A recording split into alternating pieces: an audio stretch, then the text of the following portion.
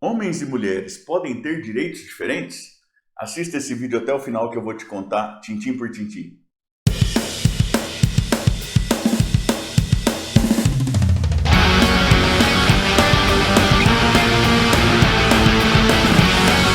Eu sou o professor Tiago Caversan e compartilho semanalmente, aqui mesmo no canal, vídeos relacionados à teoria e à prática do direito. Como o vídeo de hoje, em que eu trato dos direitos de homens e de mulheres. E isso já a partir de vários anos de experiência como advogado e também como professor universitário.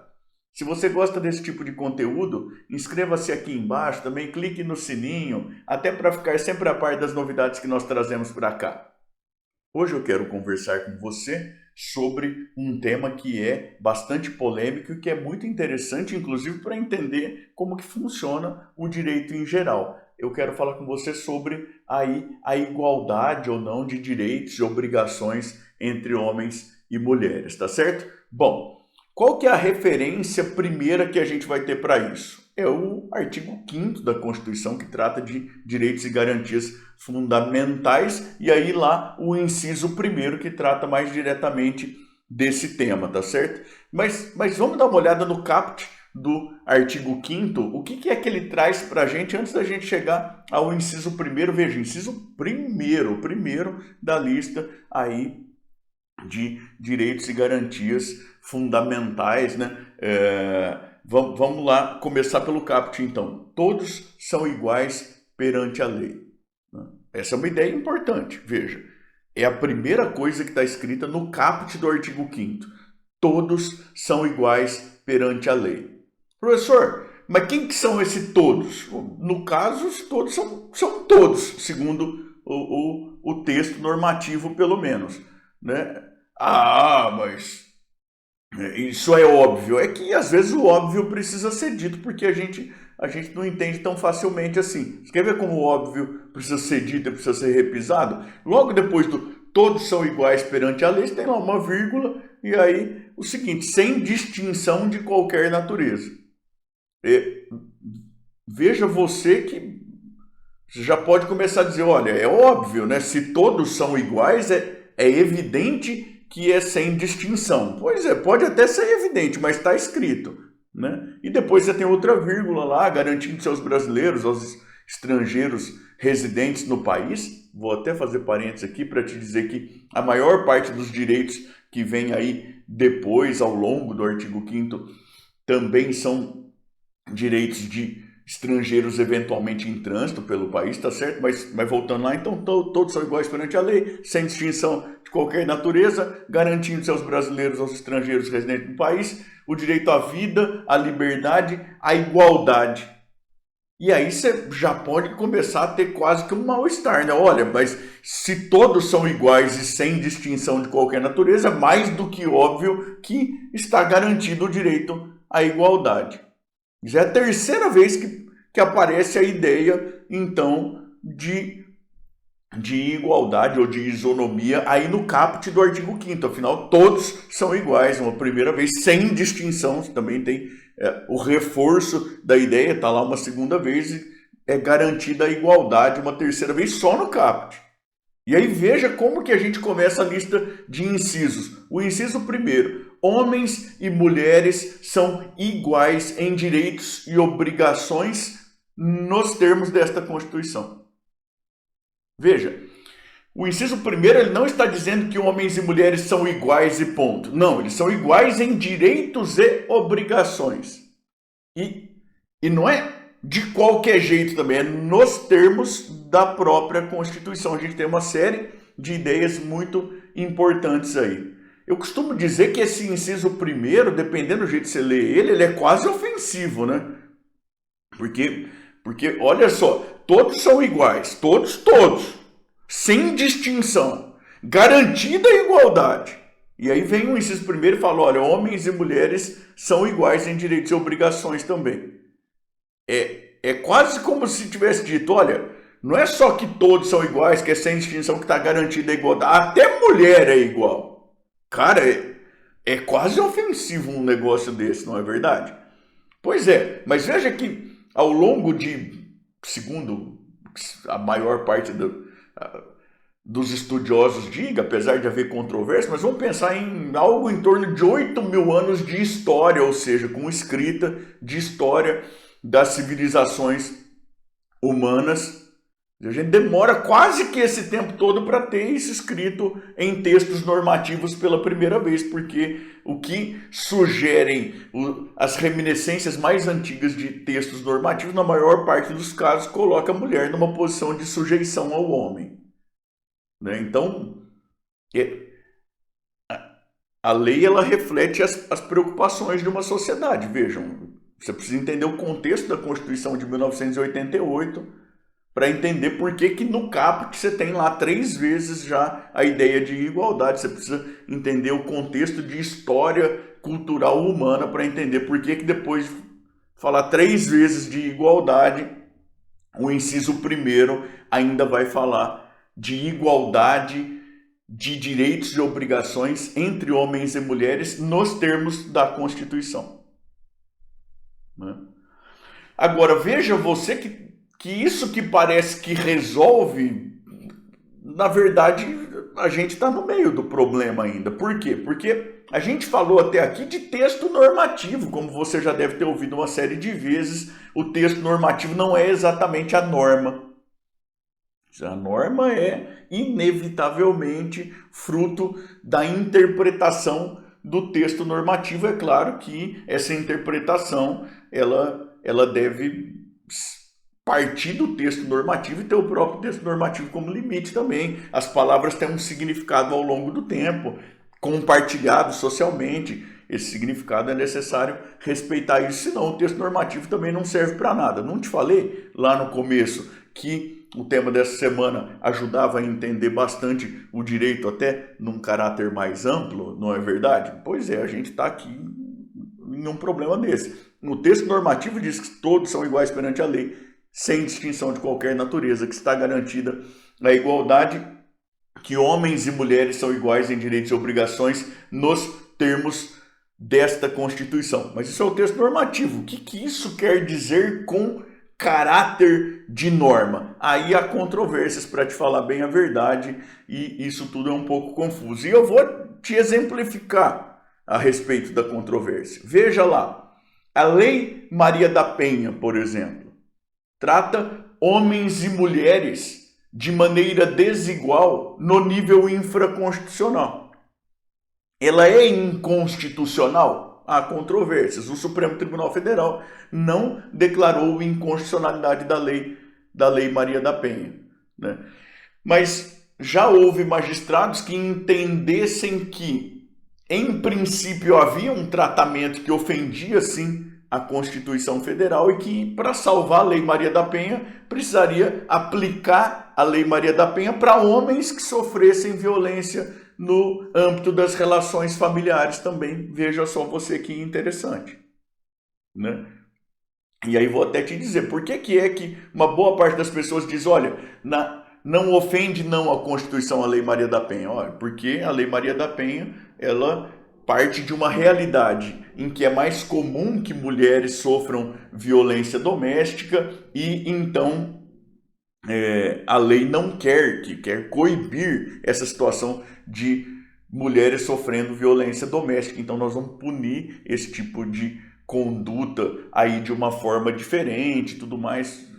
E a raiz então é uma questão de desigualdade social, né, que se prolonga ao longo da história e tudo mais. Ou seja, a ideia é tratar de maneira desigual para fazer valer a igualdade, o que está relacionado lá à ideia de isonomia, né, que muita gente acredita aí ao Rui Barbosa, que aparentemente é quem primeiro trata disso no Brasil, mas se você for até Ética a Nicômaco, lá do Aristóteles, você já vai ver essa ideia de que a isonomia ela está ligada a tratar desigualmente os desiguais na medida de suas desigualdades para aí alcançar um equilíbrio, tá certo? Agora, veja, resgatando aqui, será que a Lei Maria da Penha não ofende mesmo a Constituição, tratando no nível infraconstitucional homens e mulheres de maneira desigual? Ah, mas está tentando fazer valer outros valores da Constituição e tudo mais. Certo, mas qual que é o limite para você reduzir o alcance de direitos fundamentais? Não existe isso de maneira lá um tanto quanto clara.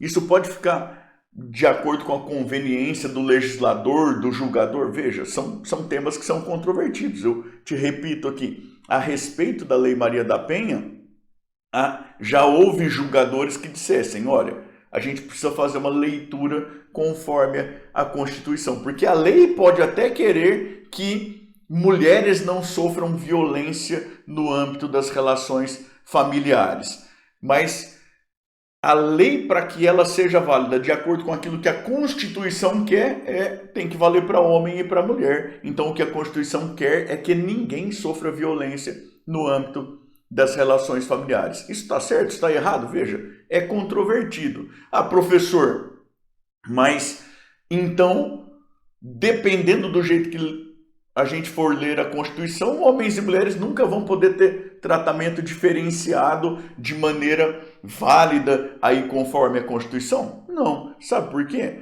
Porque a própria Constituição estabelece tratamento diferenciado entre homens e mulheres para algumas questões. Você quer um exemplo? Aposentadoria. As mulheres, em geral, por tempo de contribuição e por idade e tudo mais, elas precisam de menos tempo para poder se aposentar. E isso porque está escrito na própria Constituição Federal. Salvo esteja me traindo muito a minha memória aí, lá no artigo 41 ou por ali da Constituição Federal. Ah, mas é um tratamento diferenciado entre homens e mulheres. É um tratamento diferenciado entre homens e mulheres, de fato, mas é porque a própria Constituição determina: homens e mulheres são iguais em direitos e obrigações nos termos desta Constituição. Então veja, para mim parece que uma maneira da gente tratar isso aí de forma a garantir maior vigência aos conteúdos fundamentais olha, precisa ter aí uma sugestão muito clara, muito direta na própria Constituição. Se for deixar para legislação infraconstitucional, é necessário que a Constituição preveja esse tratamento de maneira distinta na forma a ser disciplinada pela lei, como comumente a Constituição faz em diversos dispositivos. Ah, mas nós estamos legislando de maneira diferente porque a gente quer acertar as coisas, a intenção é boa. Veja, a intenção sempre é boa, mas se a lei, principalmente no que diz respeito às garantias fundamentais, ela não serve para frear a nossa vontade de fazer aquilo que nos parece mais certo, ela serve para quê? Afinal, não é mesmo? Então, a gente precisa tomar algum cuidado com as coisas, às vezes, para não acabar esvaziando o conteúdo de garantias fundamentais sob a desculpa e às vezes a preocupação muito sincera de fazer o que parece que é mais certo, né?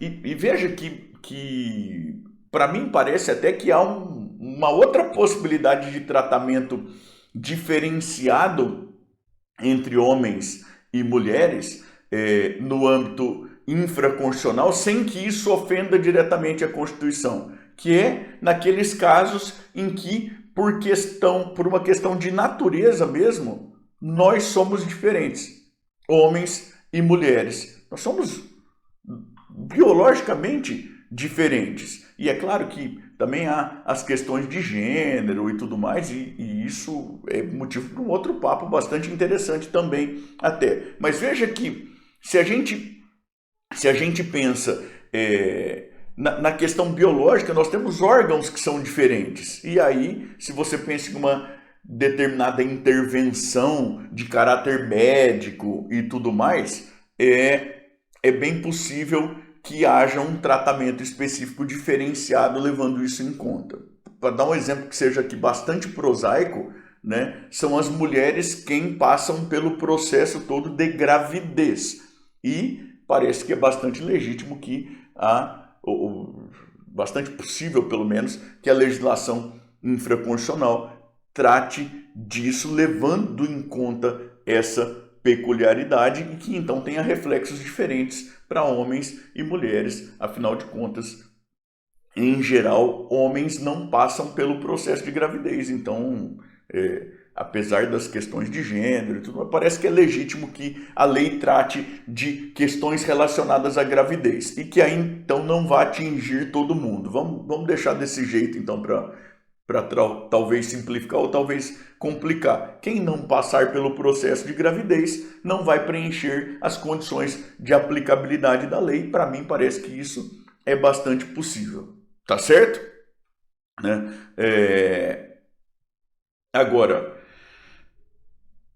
a gente pode estabelecer outros tratamentos diferentes e tudo mais para alcançar uma suposta igualdade? De novo, você tem a Lei Maria da Penha aí como um exemplo para você poder refletir.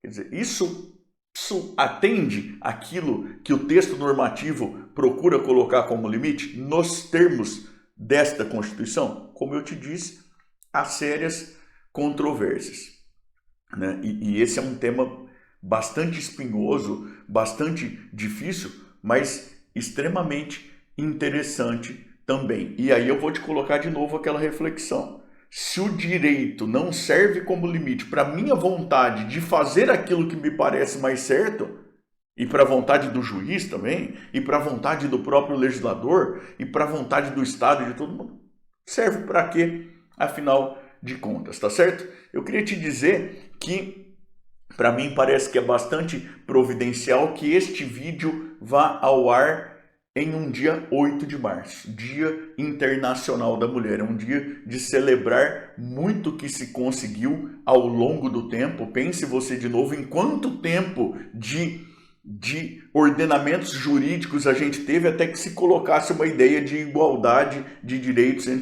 e obrigações entre homens e mulheres aí em uma Constituição, né? E do tanto que a gente tem para alcançar ainda, porque desgraçadamente a realidade é que as mulheres enfrentam desafios sociais dos mais diversos e dos mais duros. E aí eu queria te pedir licença para cumprimentar 4 mulheres que simbolizam aí o meu apoio todo a essa luta por isonomia, que é muito legítima e que eu acho que é uma luta que precisa ser de todos os cidadãos, dos homens inclusive. Eu queria cumprimentar a Dagmar, que é minha mãe, queria cumprimentar a Paula, que é minha irmã, a Dani, que é a minha companheira, e a Laura, que é a minha filha. Eu espero que a gente possa comemorar aí um 8 de março em que a gente possa pensar mais no que se conquistou do que naquilo que se tem para conquistar ainda pelo futuro, tá certo? Queria cumprimentar